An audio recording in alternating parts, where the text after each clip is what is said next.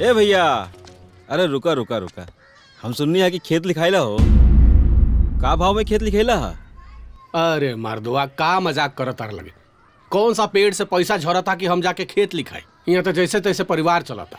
घर में दू गो सयान बहिन बाड़ी सन, ओकनी के बियाह ना करती कि जाके खेत लिखवाती। ला रहुआ के पते नहीं खे, जाके घरे पता करी। राउर छोटका भाई हरकुन चाचा के खेत बनामा करी ना हम। का सोचे ताड़ा?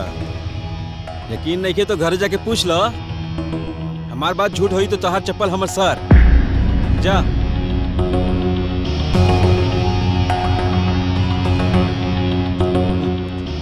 एक ही घर में बड़न, छोटका भाई खेत लिखवा लेलन, अरे इनकरा पते नहीं के। सवितवा, विजय कहाँ बड़े?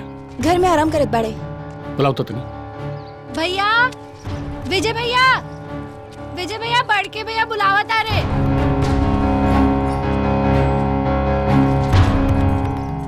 भैया बोले नहीं है का? सुनिए, तू खेत लिखोला।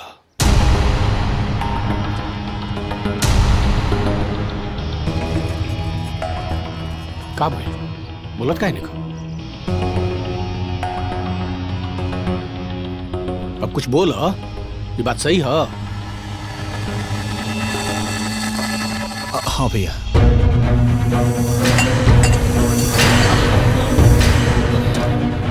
रामू काका के पैसा की जरूरत रहे तो अपन खेत बेचत रहे तो हम यही से खरीद ले ली।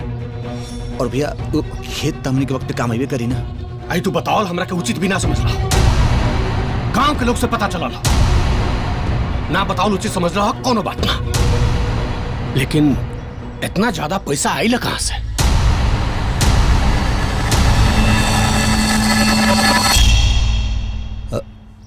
भैया जौन तनख्वाह का पैसा जमा कर ले।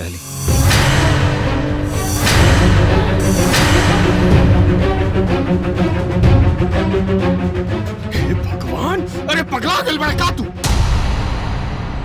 अरे पढ़ा लिखल होके इतना बड़ बेवकूफी कई। तारा पता बनू कैसो कैसो करके हम ही घर चलाओता नहीं।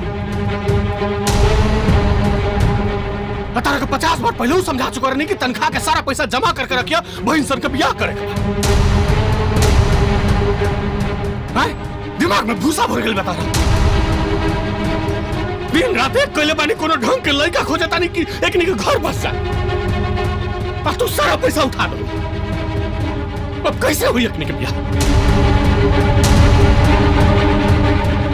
का कैला तू?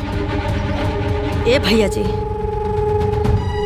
जवन जमीन खरीदाइल हो नु तवन इनका कमाई से खरीदाइल है। इहे जमा कैले रहला, इहे खर्चा कैले। रउआ काहे इतना परेशान होता नहीं? काहे रउआ इतना गरमाता नहीं भाई?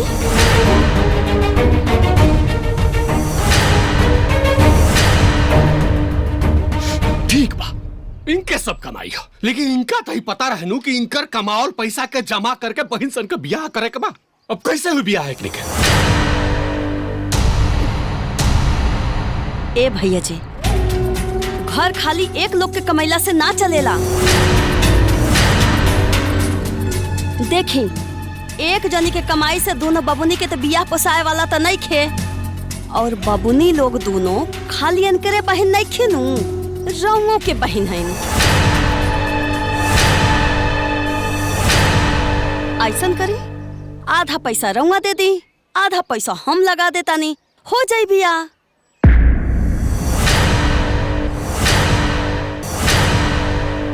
और वैसे भी आज ले रहूंगा कहनी का।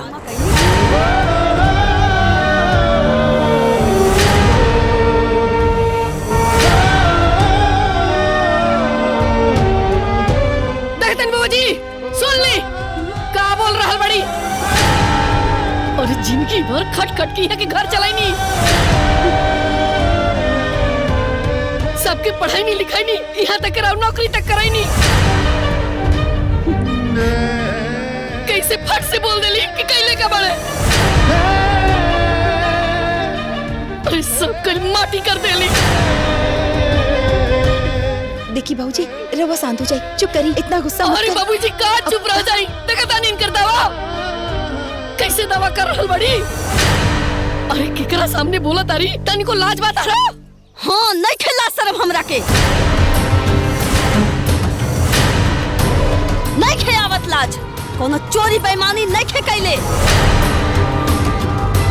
अपने मर्द के कमाई खाता नहीं,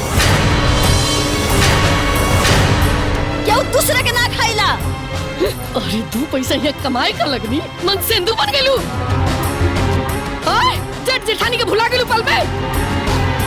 ए बड़की भौजी शांत हो जा भौजी, बाहर लोग सुनी तो का कहे। और छोटकी भौजी तू शांत हो जा, हाँ चुप रहा, तू शांत हो जा। अरे हम तो चुपे बानी, हम कहाँ कुछ बोलत आनी, लेकिन अगर क्या फालतू बोली ना तो हमहू चुप ना रहब, हमहू बोलबे करब, बता देता नहीं। वाह रे वाह, बड़ा जवाब दे वाला हो गई तू। जाई दीना बाबूजी, ये सब बात खत्म करी, रवा चुप हो जाई।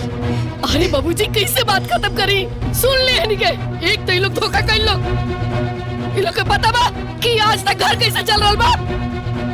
1 रुपया की सब्जी आज तक यहाँ लाई लोग, लेकिन आज दवा ऐसे करता रही कि पूरा घर के बोझा इनकरे माथा पे बा, पूरा घर ये चला रहा बड़ी। हाँ हम नहीं खे चलावता नहीं, रवा चलावता नहीं नू, लेकिन आज के बाद हमरा से कोनो उम्मीदों मत रखिया। आज के बाद तू अपन देखा और हम अपन देखा। ए बाप ई का अनाप शनाप बोल रही बाड़ू, तनी देखा बाहर केहू सुनी तो का सोची, का बोली। अरे केहू का बोली का सुनी ओसे हमसे मतलब नहीं खे, हम एक बात जानतानी कि अब हमारी इन लोग के साथे ना बीती, हम अलगा होई तो होई, हम अलगा कर दो बस।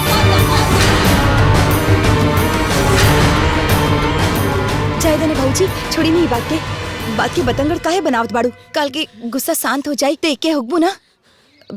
बाबूजी बात के इतना काहे बढ़ावत बाड़ू। अरे बबनी बात हम बढ़ावत नहीं खे, बात आगे बढ़ चुकल बा, अब वो पीछे ना होई। उहे कहावत कहल बा ना कि जब हाथी के दांत बहरिया गए तो भीतरी ना होगी। ठीक बा, अब हम कुछ न सुनब, कुछ न जानब, बस एक बात कहतानी कि हम अब इन लोग के साथे ना रहब, हर हाल में बंटवारा होई तो हम करिए के मानब, बुझाइल। बाबूजी भैया